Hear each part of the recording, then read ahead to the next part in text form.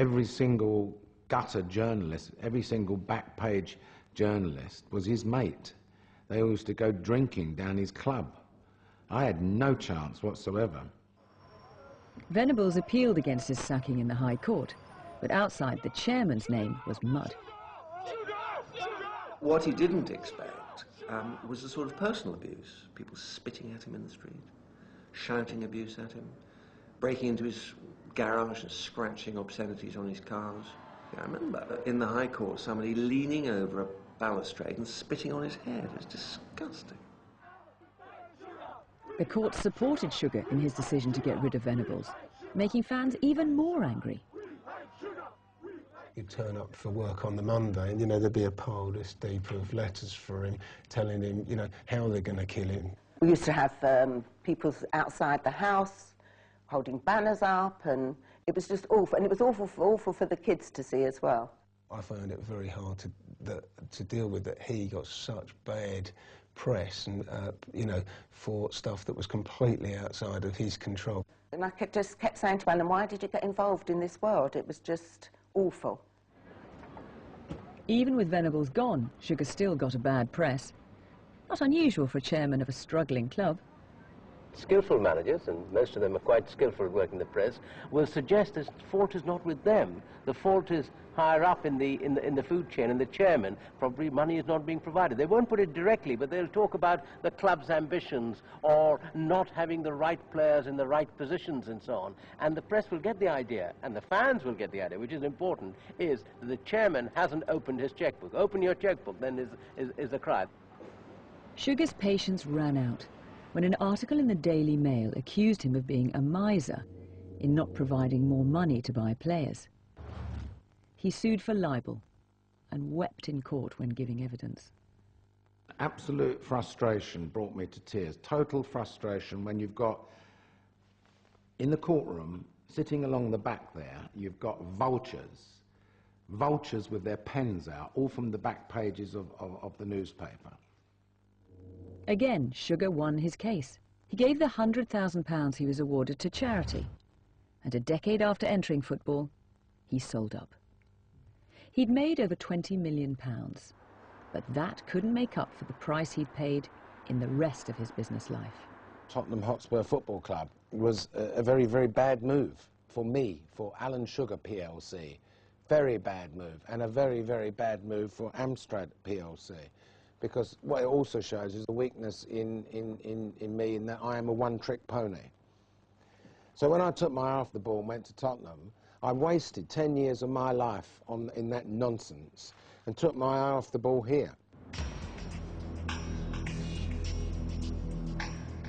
So what had been happening at Amstrad?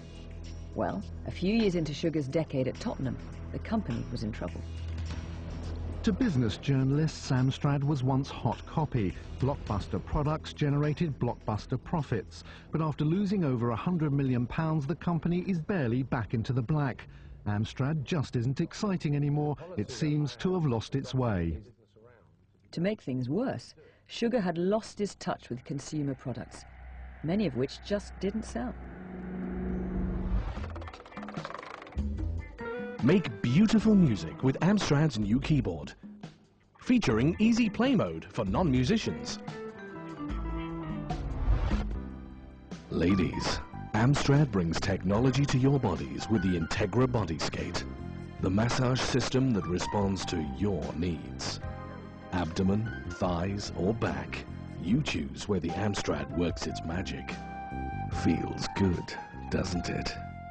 In the 80s, you seemed the man who knew what the customer wanted. In the 90s, that seemed to have deserted you. Yeah, I think it's a fair comment.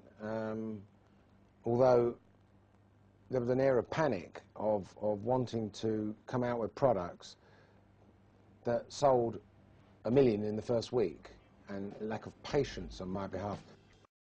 There were plenty of new lines, some even ahead of their time, but none turned into a blockbuster. Amstrad's NC100 notepad computer travels with you and says you mean business. Sugar had made his fortune when Mrs. Thatcher was in power. He was happy to be a symbol of her new egalitarian world. We were Labour supporters, or my father was Labour supporters all their life, but Thatcher, she came in, she was a breath of fresh air, really. I remember all the hooray Henrys in the city. They kind of got kicked to one side. I mean, there was Charlie, if he was good at mathematics and economics or whatever, with his Cockney accent, he could go and work in the city, right? That was a massive change. Alan, how are you? Great to see you. Great to see you. Thanks for coming to school. But just before Labour won power, Sugar switched sides. We will do better. The purpose of this nationwide tour and starting here today is to give everybody the chance to do better. Sugar took part in government events to promote business. He's a huge influence on people. If people think, I want to be a business person, I want to be an entrepreneur, I want to start a company, they'll think of Alan Sugar amongst very few other people in the country that they look to as role models. To introduce to you... Sugar has also been an advisor on government committees, though he has reservations about some who served alongside him. They start lecturing about things which I'm either thick or intellectually beneath them and don't understand what they're talking about, or they're just bloody boring. It's when he says, that's a useless idea. You remember that? And he even says that to you? You'd say it to anybody, you'd say it to me. And I think one of the good things about Alan is you can test your ideas with him and he'll give you a pretty blunt response. Sugar's straight talking, success in business and donations to charity were eventually recognised. One morning he came down to my office and closed the door, and he walked round behind me and he just said, look, Bob, I'm going to tell you something now that I can't tell anybody else. Only Anne knows. So I'm thinking he's going to tell me he's going to die, he's got some illness or something like this. And he said, I'm going to be knighted.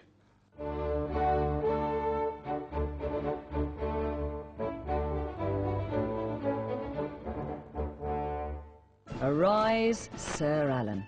I think I deserved it, to be honest with you. I'm not being, I'm not being big-headed about it. I was an example of someone who came out of the council flats and then built himself up a business, didn't rob a bank. It was, real make stuff, sell stuff, get paid for it. I was working at the time in the office, and he was Mr. Sugar the whole time in the office to everyone, or Alan, and he had to send an email around to say, people, right, okay, this is new now, this is new for me as well, but it's not Mr. Sugar anymore, it's Sir Alan, and those of you who already call me Alan, you continue calling me Alan, but those of you who Mr. Sugar, he's changed to Sir Alan. It was a big change, it was a big change for everybody, and so even for us to him. He wanted people to call him Sir Alan. Yeah, he did. I think he was proud of it, and why not? Louise was telling us he sent a memo around at work saying, I'm Sir Alan now, and that's kind of what you need to call me now. I wouldn't be surprised. I wouldn't be surprised. Most of your employees call you Sir Alan. Is that because that's what he doesn't. Alan, he doesn't. Do you insist on that? Not at all. Ivor calls me Alan. Cliff calls me Alan. Because in The Apprentice it's all Sir Alan, isn't it? Yeah, that is, but not here. So am I allowed to call you Alan then? You can, if you want to. For a fee. After a string of disappointments in the consumer market, Sugar pinned his hopes on another Amstrad innovation. Amstrad brings the modern world to the heart of your home with its revolutionary emailer phone. While the screen brings you the latest offers, the emailer comes complete with its own keyboard.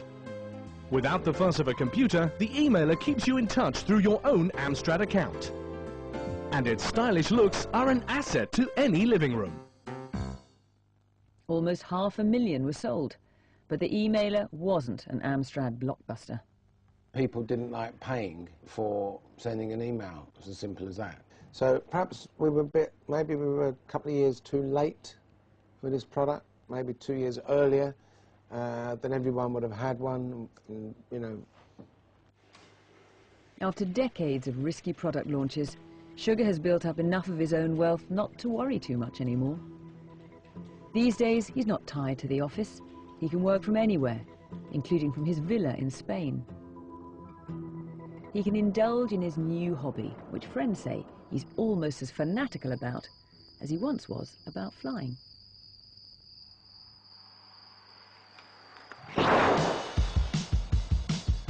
Don't stop me, don't stop me, don't stop me. Hey, hey, hey! Don't stop me, don't stop me.